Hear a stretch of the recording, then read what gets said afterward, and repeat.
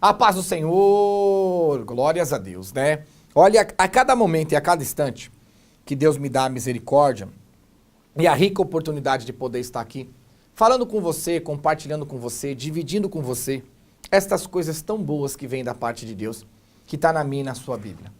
Vamos prestar atenção porque às vezes nós somos acostumados, nós somos doutrinados a aprender as coisas erradas. E quando nós começamos a ouvir a verdade, a primeira coisa que acontece, e eu até concordo em aspas com você, é o conflito. Peraí. Mas em vez de você guerrear contra o que Deus está me usando para pregar, ou eu guerrear contra aquilo que você está aprendendo, nós temos que parar para raciocinar, porque nós somos seres racionais. Então nós temos que analisar o que está na minha e na sua Bíblia e prestar atenção. Porque no dia do juízo final, muitos vão querer falar para Deus que não teve a chance de ouvirem a verdade. E Deus vai falar, tiveram sim. Eu levantei pregadores e pregaram a verdade para vocês. Está aqui no livro da vida, ó. E aí você às vezes vai perguntar, mas quem? Quando? Ah, tá aqui o fulano de tal. Ah, mas aquele cara era doido, aquela igreja era maluca, aquele homem era doido. Quem ia poder servir ao Senhor daquele jeito que ele pregava? Mas Deus vai falar para você, o que ele pregava estava na minha e na sua Bíblia. E quem estava usando ele é o meu espírito. Então quer dizer que doido é o meu espírito? Aí Deus vai mostrar, falar, ó, só que o doido está no reino de Deus. Está no meu reino, está salvo, olha ele lá. Ó. Porque pregou a verdade. E o povo que não seguiu a ele, mas que seguiu a palavra que eu pregava através dele, também está lá no reino, olha lá, todo mundo lá. E você, que não quis aceitar a verdade, retrucou contra a verdade, e deu crédito e permaneceu na mentira e ainda ajudou a propagar a mentira, os teus onde estão lá? Todos no inferno. Então nós temos que abrir os olhos. Porque eu até concordo em aspas de nós aprendermos errado e de repente vem alguém dizendo que não é assim. Mas esse alguém não sou eu. Esse alguém tem classificação bíblica. Consolador, Espírito Santo, Jesus Cristo, Deus. Escolhe qualquer um dos nomes que você queira colocar, não importa. Tudo vem da parte de um só, o nosso Deus e Salvador. Então nós temos que prestar atenção no que ele fala. Porque às vezes nós aprendemos errado e Deus levanta aqueles na misericórdia para trazer e mostrar o que é certo. E se nós não aceitamos, nós estamos deixando de dar ouvido a Deus. Vamos continuar no erro e vamos continuar nos afundando. Então eu não estou aqui para falar para você, vem para o meu lado, vem congregar. Quero sim que você venha, se unir a nós, congregar com a gente. Mas antes disso, pelo menos, analise, preste atenção, ouça mais, leia a Bíblia. Não tire conclusão por uma pregação só. Ouça mais, venha congregar, venha visitar, venha fazer parte com a gente. Ouça os nossos programas de rádio. Alimente-se espiritualmente e veja na sua Bíblia. E deixe de lado o tirar as suas conclusões pessoais e ouça o que Deus tem para te dizer do certo e do errado.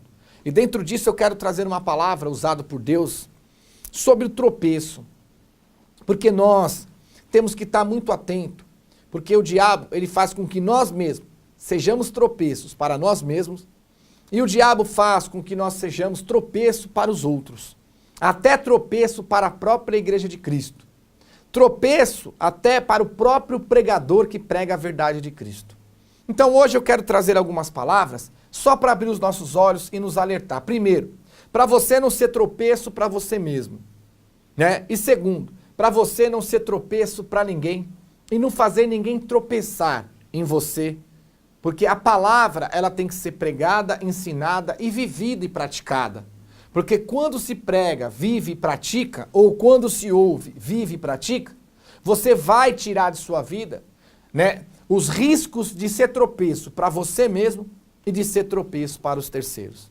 Olha o que a palavra diz em livro de Mateus, capítulo 18, versículo 8 e 9.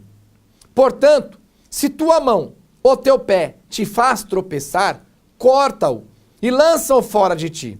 Melhor entrares na vida manco ou aleijado do que, tendo duas mãos ou dois pés, serem lançado no fogo eterno.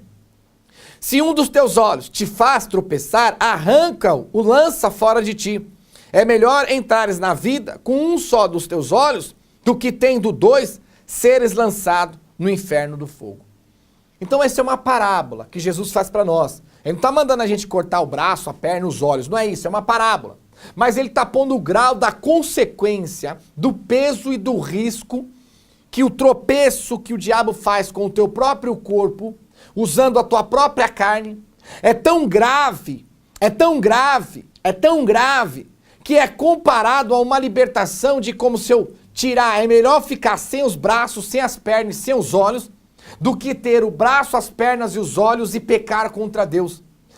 A colocação desta parábola, Lianda Lamanás, é tão grave que Deus fala, é melhor a gente ir aleijado, manco e cego para o inferno, para o céu, do que enxergando, andando, correndo e usando as mãos para o inferno.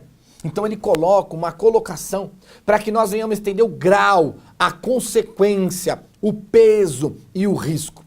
E quem nos faz tropeçar, ou quem faz com que nós mesmos tropeçamos em nós mesmos? Primeiramente, Satanás, que nos atribula, e segundo, nós que nos deixamos usar. Você acha que se deixar usar por Satanás é só quando ele manifesta? Não! Se deixar usar por Satanás é só a partir do momento que você faz os desejos dele. Olha o que a Bíblia diz em Evangelho de João 9,44. Vós sois do diabo, que é o vosso pai, e querem lhe satisfazer os desejos. Então, a partir do momento que eu satisfaço os desejos do diabo, eu peco, eu transgrido, e o diabo usa o meu corpo para eu tropeçar em mim mesmo. Vamos lá. Tenho as minhas mãos, uma parábola. Tenho as minhas mãos. Usa a minha mão para dar soco nas pessoas, bater nas pessoas, usar uma arma, matar as pessoas. Uso a minha mão para as coisas más. Estou usando a minha mão para o pecado, fazendo eu e o meu terceiro tropeçar. Pego as minhas pernas e com as minhas pernas eu vou fazer um assalto, vou fazer um estupro, vou fazer um roubo. As minhas pernas se apressam a andar rapidamente para praticar o mal. Melhor arrancar as minhas pernas e ir aleijado para o céu do que as minhas pernas me levarem para o inferno. Os meus olhos faz olhar para as mulheres, desejar as mulheres, enxergar o mal, maquinar o mal, visar o mal, me guiar e me conduzir para praticar os pecados e as coisas más, assim como eu enxergo e o faço. Melhor tirar os meus olhos e cego para o céu do que enxergando permitir que os meus olhos me levem para o inferno. Só que nós não vamos arrancar as pernas, arrancar os braços e arrancar os olhos. Não é isso que Deus quer. Ele quer que nós venhamos ter o controle sobre nós mesmos. Ele quer que nós venhamos ser espirituais. Ele quer que nós venhamos ser dominados, guiados e conduzidos pelo Espírito Santo de Deus. Porque é o Espírito de Deus que vai nos conduzir, que vai nos guiar. Mas como o Espírito vai habitar em nós, se nós andarmos do pecado, na iniquidade? E a Bíblia diz em Atos, capítulo 5, versículo 32, que o Espírito Santo de Deus, a qual Deus autorizou, liberou a habitar e andará somente na vida daqueles que obedecem a Deus. Então há uma regra, para o Espírito de Deus habitar em mim, eu tenho que obedecer, viver, praticar a palavra de Deus. Caso contrário, o Espírito não habitará em minha vida. Então, se eu sou conduzido pelas trevas, os meus passos vão me apressar para o mal. Se eu sou conduzido pelo pecado, as minhas mãos só vão fazer coisas más. Se eu sou conduzido pelo pecado, os meus olhos vão guiar o meu corpo para o mal, para as coisas pecaminosas e más. E não é assim que Deus quer que seja. Não deixe com que o nosso corpo venha a ser instrumentos das trevas, mas sim que o nosso corpo venha a ser instrumento do nosso Senhor e Salvador ressurreto Jesus Cristo, usando para as coisas boas e para as coisas do bem. Olha o que a palavra nos ensina em Mateus 18, capítulo 6. Qualquer, porém, que fizer tropeçar a um destes pequeninos que crê em mim, melhor lhe fora que se pendurasse ao pescoço uma grande pedra de moinho e fosse afogado na profundeza. Quer dizer, você está falando de você fazer você mesmo tropeçar. E quando o diabo usa as pessoas para ser tropeço na vida dos outros? Fazer as pessoas tropeçarem. Prejudicarem as pessoas. Você vai, um vendedor, vai te vender um carro. Ó, o carro tá bom, motor novinho, carro novinho. Você acredita nele. Você precisa do carro para trabalhar. Compra o carro, o motor explode. Aí você vai reclamar, não, passou da garantia, azar é teu. Ele sabia que o motor estava ruim e vendeu para você. Ele fez alguém tropeçar, se prejudicar. E não é só na venda, é em tudo em nossas vidas. Só que Deus está olhando. Porque hoje nós vemos pessoas dentro da igreja fazendo as pessoas tropeçarem dentro da igreja. Pessoas dentro da igreja sendo tropeço para os outros dentro da própria igreja. Tropeço para si mesmo. Só que Deus vai cobrar. Não é o pastor Gregorucci, não é uma placa, não é ninguém que vai cobrar de você. Quem vai cobrar é Jesus Cristo, porque ele diz, ai daquele que fizer um dos meus pequeninos tropeçar. Então se nós conduzimos a nossa vida para que nós não sejamos tropeço para nós mesmos, automaticamente nós não seremos tropeço para os outros. Mas se nós não soubermos conduzir a nossa vida espiritualmente de acordo com a palavra de Deus, primeiramente seremos tropeço para nós mesmos e assim seremos tropeço para terceiros, aonde Deus vai cobrar de nós quando fizer um dos pequeninos dele tropeçar. Olha o que a palavra diz, que em livro de Romanos 14, 21. Livro de Romanos 14, 21. É bom não comer carne, nem beber vinho, nem fazer qualquer outra coisa com que teu irmão venha a tropeçar, ou se ofender, ou se enfraquecer. Aqui essa passagem eu acho tremendo, porque assim, comer carne, eu posso comer carne, amém? Não tem base bíblica nenhuma hoje de proibição, apesar que tem uns pregadores aí que diz que não pode comer carne de porco hoje, deviam ler mais a Bíblia. No Velho Testamento, na lei, até concordo, mas no Evangelho de Cristo vocês deviam ler mais a Bíblia, amém? Vocês deviam ler mais a palavra. Então, comer de tudo que vende no mercado, sem nada perguntar, e eu posso comer carne.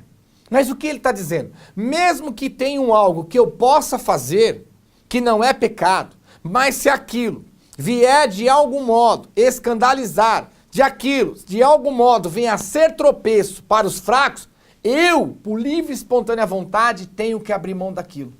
Quer dizer, mesmo que eu tenha algo que a Bíblia autoriza eu fazer, permite eu fazer, e não é pecado, mas a maneira que eu estou fazendo, está fazendo alguém tropeçar, eu não preciso nem de uma pregação, nem de exortação, nem de uma palavra, porque o amor de Cristo que está em meu coração, por amor ao próximo, eu, por livre e espontânea vontade, já abro mão daquilo. Peraí, mas por que você abriu mão disso? Você pode fazer, a Bíblia não fala nada sobre isso, amém? Eu sei que eu posso fazer, eu sei que a Bíblia não fala nada, mas aquilo está fazendo o meu irmão tropeçar, ele está entendendo errado, ele não está compreendendo. Então, para não poder fazer o meu irmão a tropeçar, eu, por livre e espontânea vontade, tomei a decisão de abrir mão daquilo que mesmo que eu possa fazer.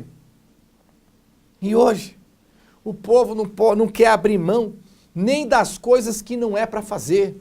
Deus está falando, não faça, o povo está fazendo. Deus está falando, faça, e o povo não quer fazer. Vamos abrir os olhos, igreja. Isso é um amor verdadeiro.